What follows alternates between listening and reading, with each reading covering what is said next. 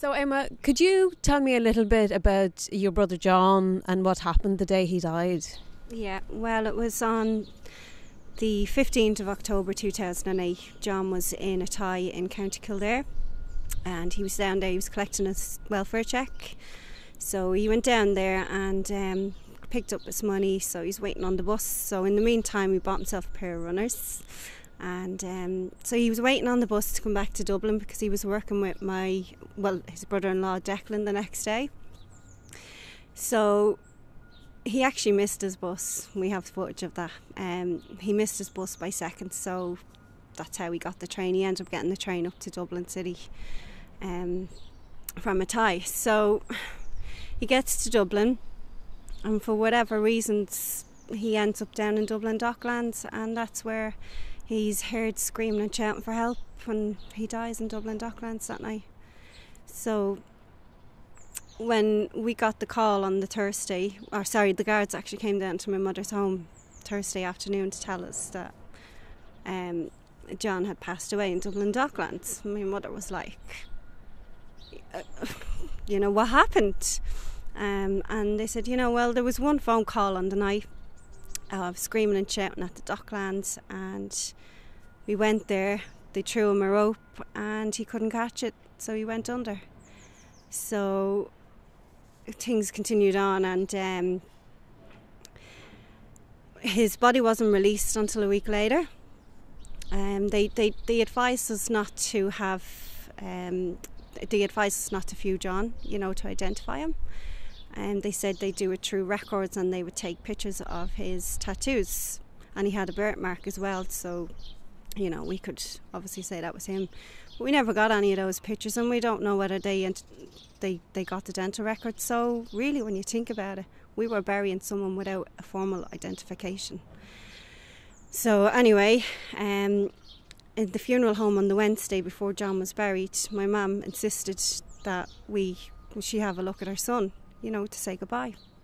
And that's when she seen all the bruising to his face, all the way down his left side of his face. His head was swollen, he'd scrapes all in his hands, and knuckles were all marked, blood in his ears. And that's, my mother told us that afterwards, and we were like, what? So everything, nothing added up. Here's this 24-year-old young healthy guy.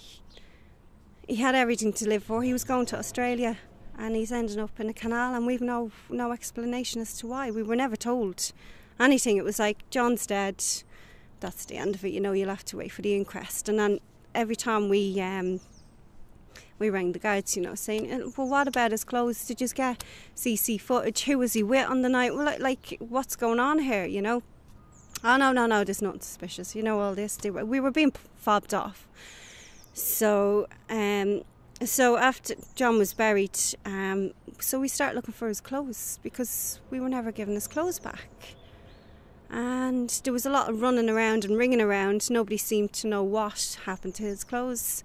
And then finally, one of the guys that works in the coroner's office said that his clothes were badly destroyed with blood and bodily fluids. So, they were covered in blood and bodily fluids, so they had to be destroyed.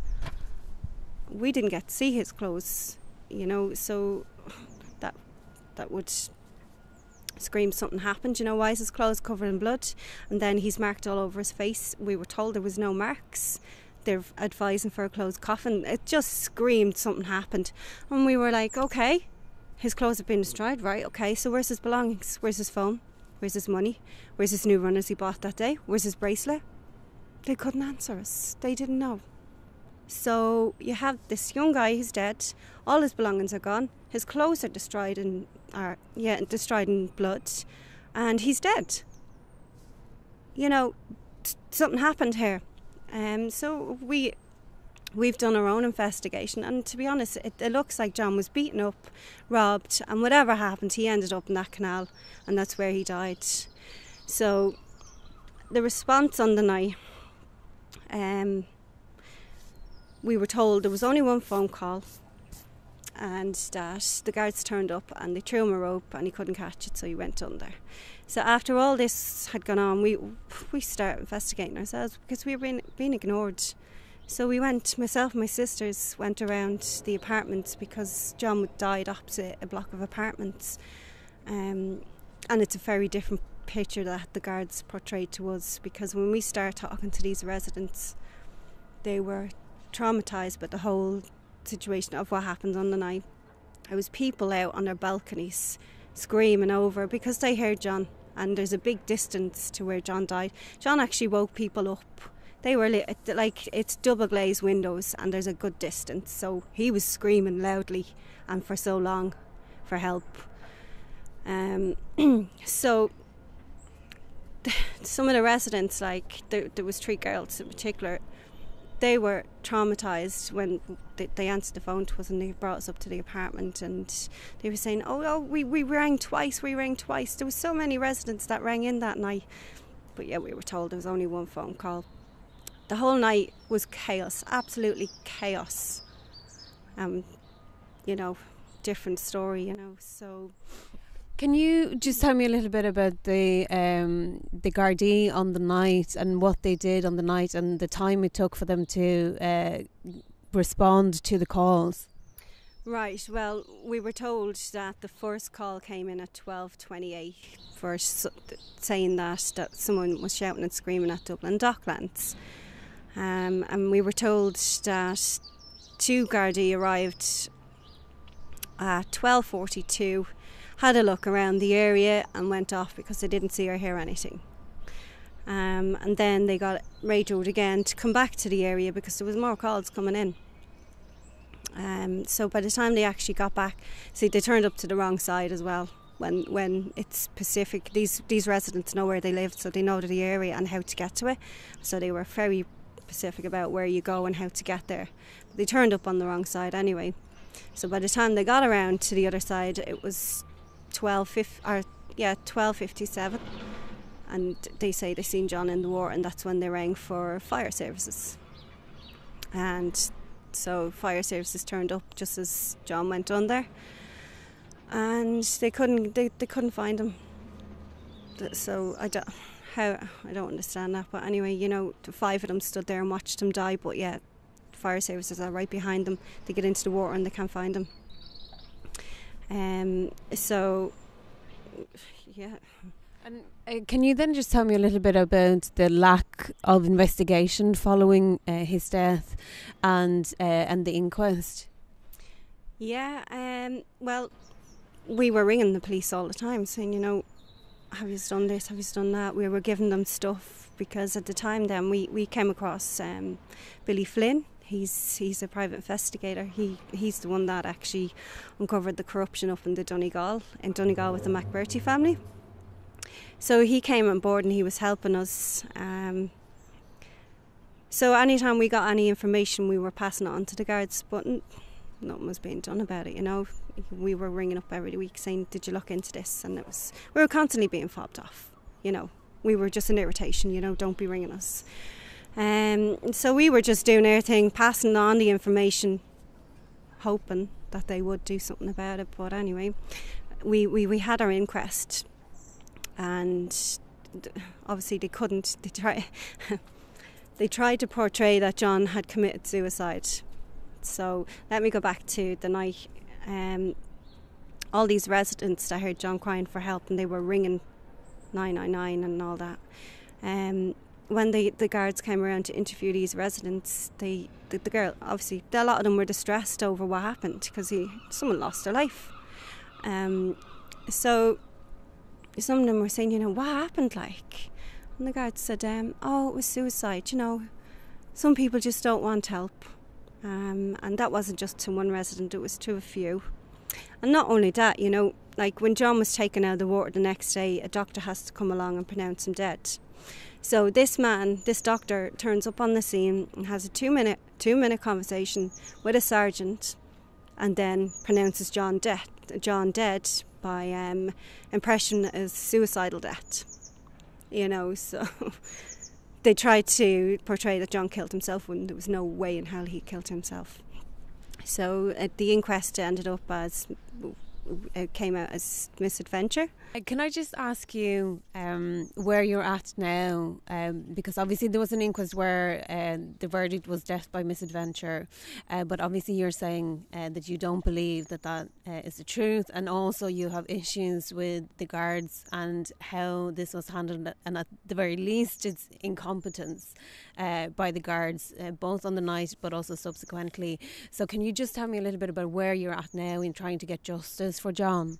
Yeah, well, we've been campaigning all this time now, and then in 2014 the Minister for Justice, Francis Fitzgerald, had decided to set up the independent review mechanism on foot of the Gerwin report because of all the complaints. There was a lot, 320 cases, and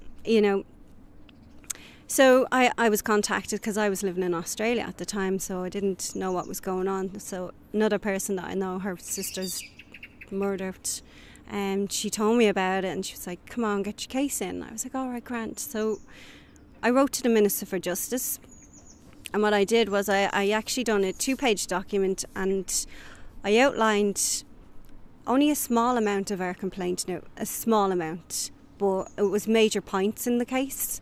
So it wasn't the whole lot. I just sent that off on the assumption that we would be contacted, interviewed, asked for more information. None of that. No, none of that. So we kept emailing, this is 2014, and we kept just getting acknowledgements. And then 2015, the guards came to my mother's to tell her that there was 2 anonymous letters sent to An Garda Station, and they actually named 2 people who were to be meeting with John on the night, and that could have information as to his death. So these letters were posted into Tallaght Station in 2014, but we were only told about it in 2015.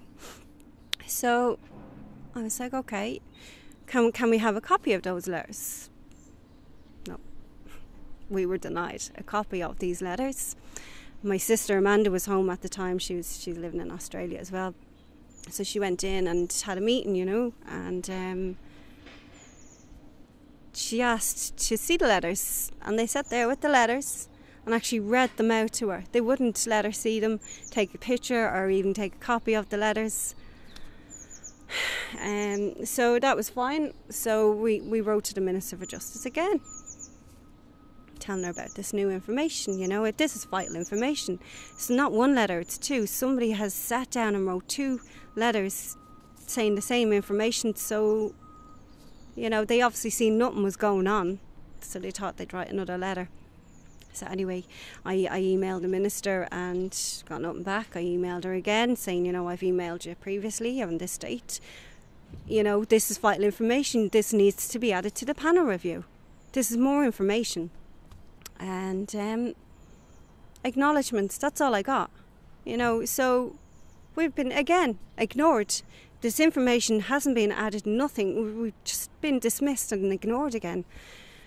So in December 2015, we did finally receive a response from the Minister's office, and it was to say that we'll be having an inquiry under Section 42 of the Garda Síochána Act, which will be investigating the circumstances surrounding John's death. So we were like, okay, 2015, roll on 2016, the same letter, she was speaking with the Attorney General about terms of reference on this inquiry. So that's, I'm home now, so I've been engaging with a legal team, and like this inquiry, they haven't got the full story. They don't have all of my complaint. They don't have the full details. So, and they're not engaging with us on an inquiry about us. So how can you go ahead with an inquiry that's all one-sided and secret? How is that transparent? It's not. And she's actually in breach of Article 2, and that's so. Article 2 is it enshrines the right to life, but not only the right to life, but to an effective investigation into the taking of a life. So therefore the investigation must be independent, effective and expeditious, all of which it's not happening. So basically they're in breach of Article 2 of the European Commission's human rights, so I honestly don't know where they're going with this. There's nothing transparent, it's not independent. They won't even engage with my family. So how are we gonna have justice? How are we gonna have a proper inquiry when they don't have all the complaint and the full facts? Yeah. Thank you very much for speaking to me today, Emma. It's been very interesting to hear your story. Do you have anything else you'd like to add at the moment, or? Well, yes. We won't stop. We will not stop until we get justice. The whole way we've been treated, not only that, the whole procedures, everything, An Garda Síochána seriously needs to be looked at and addressed, because this is just not acceptable. It's not good enough.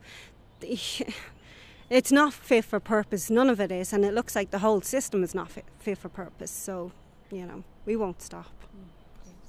Thank you so much, Emma, for speaking to me.